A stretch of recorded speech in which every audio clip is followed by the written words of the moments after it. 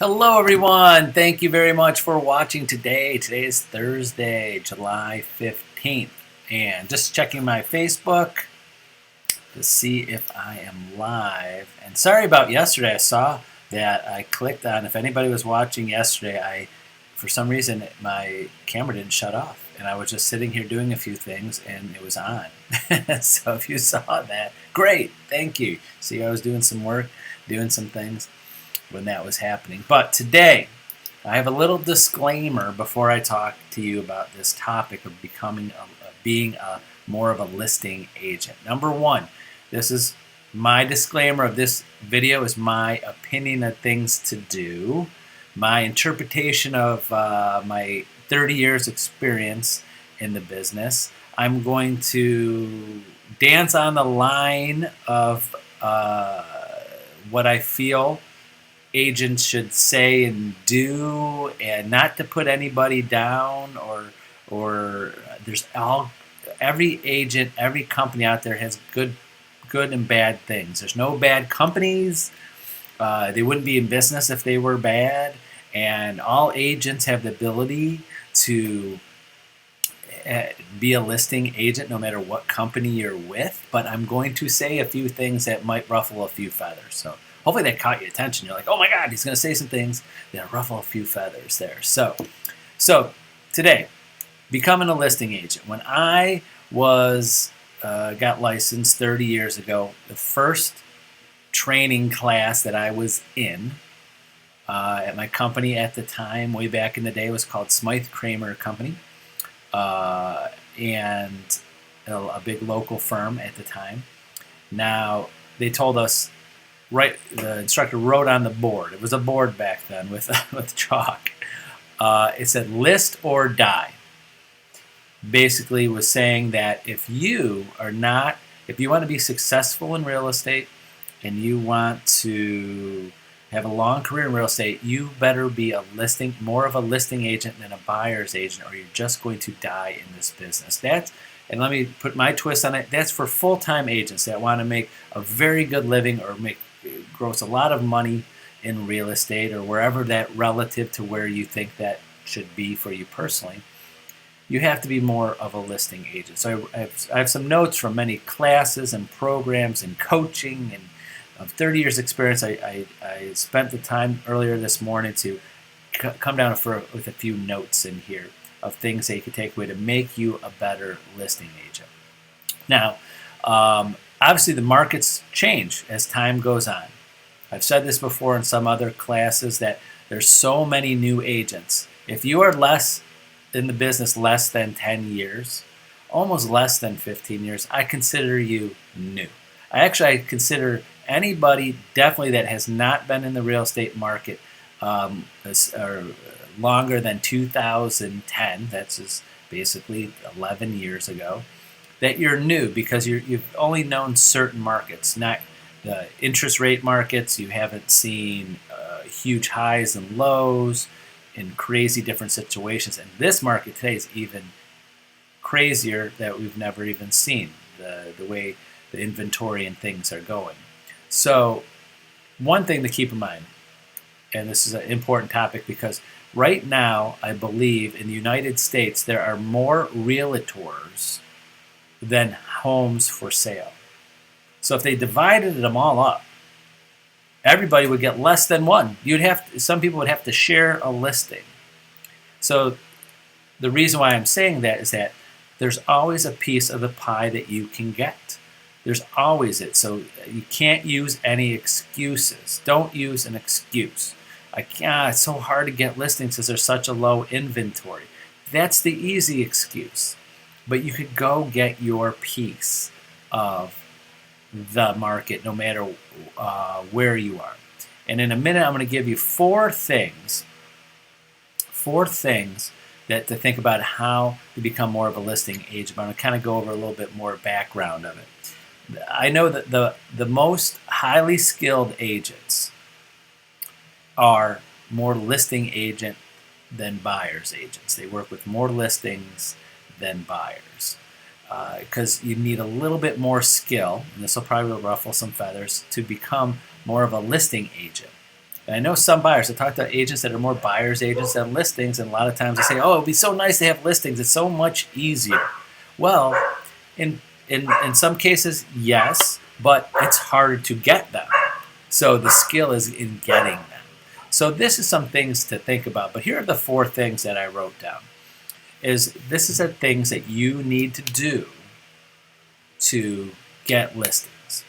Number 1, you have to have the mindset and the schedule and the systems to prospect for listings.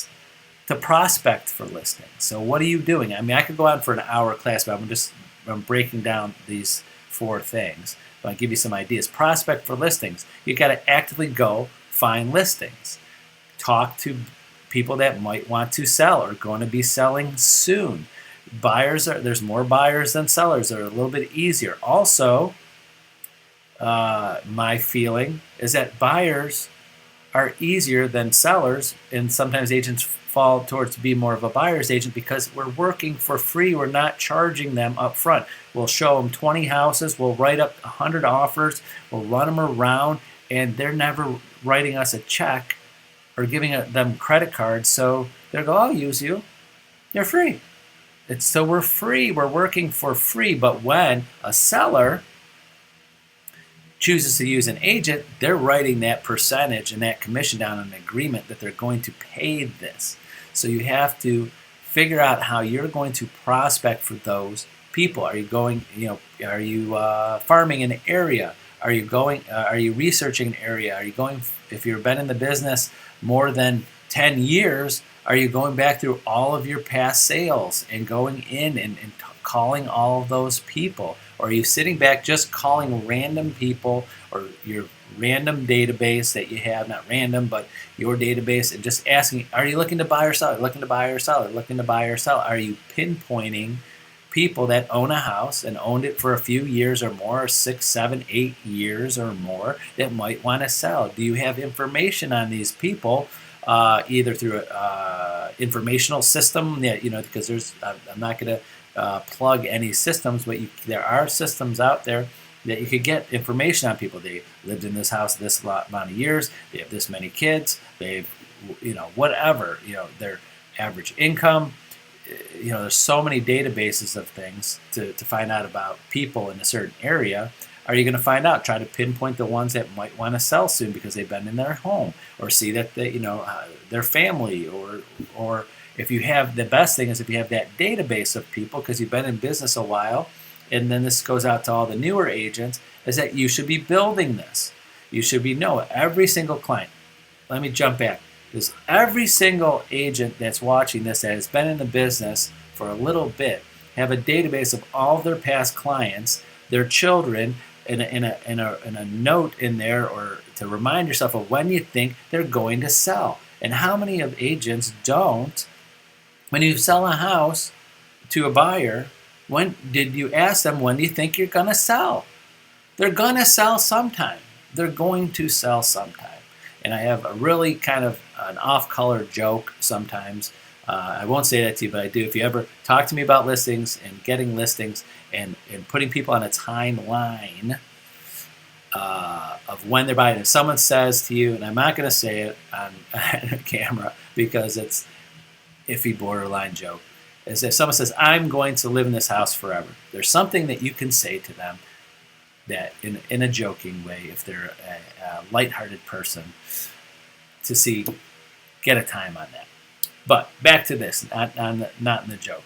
So you should know in your database, new agents, this is the point I'm making, make sure you have every single house you sell now, kids, ages, retirement, years in the job, things that you should be learning about these clients while showing them houses and getting to know them, so you could paint a picture when they're going to sell. So imagine there's agents right now, been in the business 30 years, that have had hundreds and hundreds and hundreds of sales over 30 years and have no business now. You know why? They didn't follow up with their past business. Any agent watching this in any office, and you talk to any agent that's been in the business 30 years, ask them how many sales they've had in their whole career, and they'll tell you the big number. Oh my gosh, I've had 300, 400 sales. How many sales did you have this year? 4. I'm like, how can you have 300 sales in your career and have 4 sales this year? Terrible follow-up.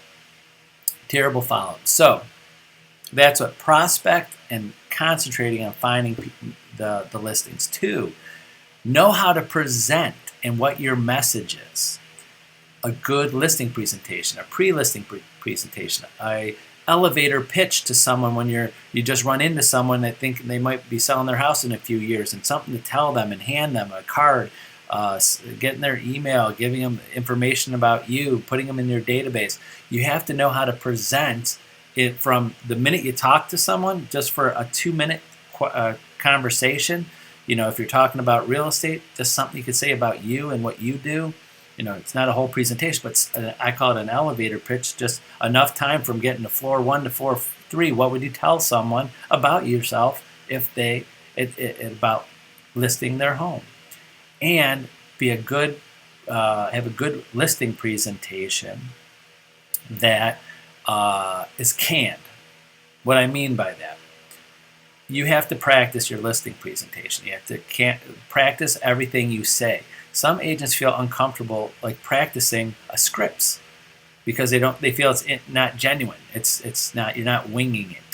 Like myself, when I do most of these videos, I have my notes of what I want to say. I'm not just winging it. I do have my bullet points that I want to try to make sure I say in every one of my these videos, and not to lose the magic of my videos to anybody out there, is that I've done these videos before. I've had these conversations with hundreds and hundreds of agents over many years. I'm just pulling up my notes of what I've said and did in the past. So not to ruin the magic that you think that I'm creating these videos at the spur of the moment. Most of these videos that I'm doing, they're live, and I'm recording them now, and sometimes when I'm on days that I'm busy or I'm out of town or something, I pre-record these, but I know what date and what topic, and I'm sending them out. But this information, as I refer to, is my notes that I've had from past to past. So you have to have a script, because you're not going to get good at something if you don't have a script and exactly what you're going to say. Almost every word, kind of like acting. Someone doesn't go into a movie, you don't have a script, just wing it. You're this guy or this girl, and this is what you're supposed to do, and this is what you should be saying, something like this. They don't. They have exact words. So the top listing agents have a good script, a good canned presentation, and they know how to communicate that with people. Number 3 is get your piece of the inventory. Doesn't matter where the market is. You just know how much you have to work. You could see the inventory in certain areas, in your market, in your areas, in your farm area, or you have sales. If you have had a sale in any specific city or neighborhood, why aren't you target marketing that? And sale both ways. To all buyer's agents, little tip, with the buyer's approval. I have agents that do this, and to all my Century 21 Home Center agents, I'm hoping that you've heard me say this before, and I push this as much as possible. Get your buyer's approval when they buy a house, and written approval could be an email of that they allow you to put a sold sign in their yard for a week, 2 weeks, whenever. So even though that wasn't your listing, your buyers, you sell it, put that sold sign up, and then start farming or door knock and go to the neighborhood and go, hey, I just sold that house down the street. Your new buyers are Mr. and Mrs. Smith, and great people. Obviously get their approval if they want you to tell who lives there, but go door to door on that. I've had agents that have helped seller or buyers when they move into a new neighborhood. They would you like to meet your neighbors? I'll be happy to help throw you a little party and invite some of your neighbors just to meet the new neighbor. I mean, very rare in today's world that's happening. People like to stay to themselves. But I remember years ago, I did that for a few buyers because they were just more about wanting all the neighbors to know who their new neighbor is. And that's how you meet the neighbors. Let's see if they're selling, see how long they lived there. So again, I could go on for hours of all of these, but I want to hit the general topics of that. So get your piece of the inventory. There's always a piece of the pie, no matter how many houses are there for sale. And then 4, and most importantly, is follow proven strategies. This is not rocket science in doing this. You have the blueprint of how to do this in listing presentations and classes and real estate coaches. There's no new technology. There's no new system that you could buy. There's no company that's going to give you listing leads. If they do, save your money. So there's no magic bullet sort of thing or golden ticket or anything that you could pay for to just become a listing agent. So here are some of the proven strategies. 1, you got to be able to talk to people consistently. You got to be able to talk to people consistently. 2, follow your schedule of prospecting for listings, finding sellers. Follow your schedule. 3, know who you're going to talk to every day. 4, I actually got a couple things here. Know what you're going to say to them and how long you're going to talk to them. So know who you're going to talk to every day. Know what you're going to say, how long you're going to talk to them. Because you could spend an hour talking to people. Just say, you got to have your schedule. How long are you going to talk to people? I've seen this happen with agents that door knock.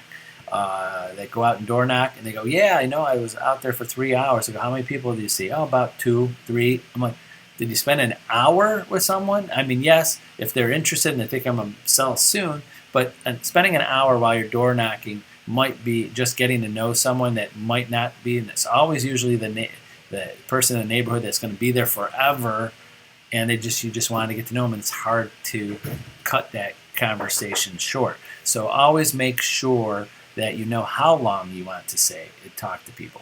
And number 5, make sure you have your message down before you go, like that canned elevator speech. What are you going to talk about? If they only want to talk to you for 2 minutes, what are you going to say to them about yourself, your services, and your the things that you can do to help them sell their house, and what makes you different and better than the competition? If they want 20 minutes of your time, if they want 45 minutes of your time, if they're like, wow, we're thinking about selling next week or maybe this month, or kids have moved out, things like that. You got to be prepared for that, and don't ever leave when you got their attention. When you got their attention, you're there, be ready with information and your message on that. So those are the main points I wanted to get across to you about becoming a listing agent. But here, the reason why I know, and you could see this too, the reason why I know that all of this works, because I've seen it happen. I see agents do it at Central and Homestar, our office, agents that I've been with for decades now, that I've coached and helped, and I see agents at other offices that are doing this too. And also, there's always a piece of the puzzle or pie, because if you go through the listings right now, go and just do a little bit of research. And I like to paint a picture of a market, a listing market, and paint a picture of who's got the listings, why I think they got the listings, and that. And there's always listings that surprise me. There always is. And I'm sorry, I'm not going to ruffle some feathers here, but there are advantages being with a global real estate company. There's all advantage with being with a company that has market share. There's advantages to sellers for being with the big companies that have the more marketing, brand recognition, all of that.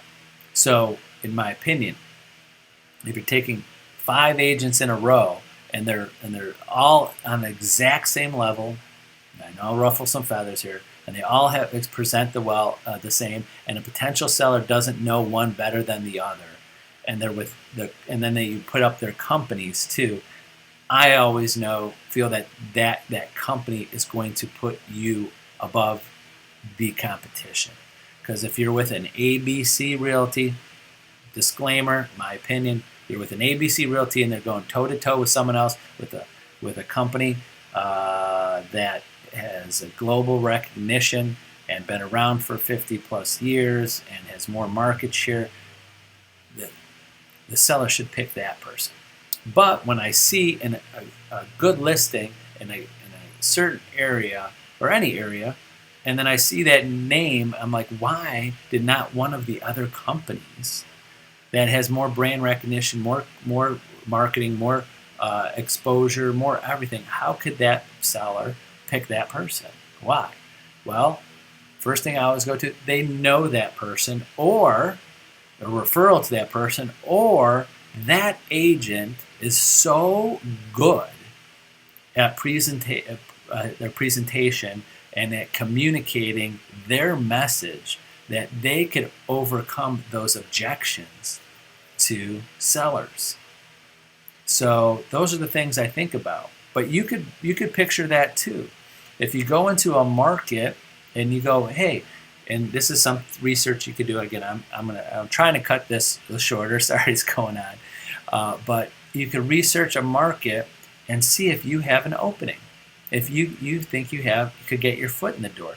If you pull up all the sales over the last 3 months, 6 months, a year in a certain geographic area, and see who's been selling the houses there. Is it the same agent? Is there multiple different companies? Is there a lot of different companies? Is my company there or your company there? And you could say, I could get a piece of this market. If it's all different agents at all different companies, it's probably pretty open. Those people there are not brand specific or agent specific. If you go into a market or a certain subdivision and there's agents out there that have a great relationship because they've been target marketing and farming a certain area, and you see half the listings or more than a good portion of them, but the same agent and the same company, you might be like, they have got this area dialed in. Now, it's two ways. Either one might be a hard market to jump in, but also could be opportunity because you could be the other choice, because some people might not want to use that person or that company. So there's so many which ways to think about this. I could go on for hours about this, but the bottom line is, for any agent out there, especially your Century 21 Homestar agents, if you want to become more of a listing agent, list or die, I am happy to put in the time. And any agent out there, I might not know your brand as well as I obviously know ours and our tools and our technology. But that's another reason why I was dancing on the line today, because a listing presentation is like the secret sauce. That's why I was thinking about going into more specifics. So our Century 21 Homestar agents, sorry to not go into any specifics about listing presentations in this, because that's our secret sauce.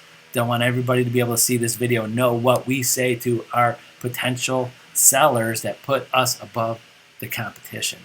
That's a direct conversation we can have. So, and any agent out there in other companies, if you don't know your secret sauce, if you are not comfortable being able to go to a seller and know that your company, your tools, your systems, and your presentation could beat the competition, talk to your broker, talk to your team leader, talk to your manager, because I know, bottom line, I'm saying this to basically our Century 21 Homestar agents, toe-to-toe against any other company, if you follow our listing presentation and what I tell you to say in my coaching on this, and they don't know the other agent better than you or wasn't recommended them, it's not their brother-in-law and everything, and they go toe-to-toe, we will win the listing. I just know that. That's why we're a Century 21 office.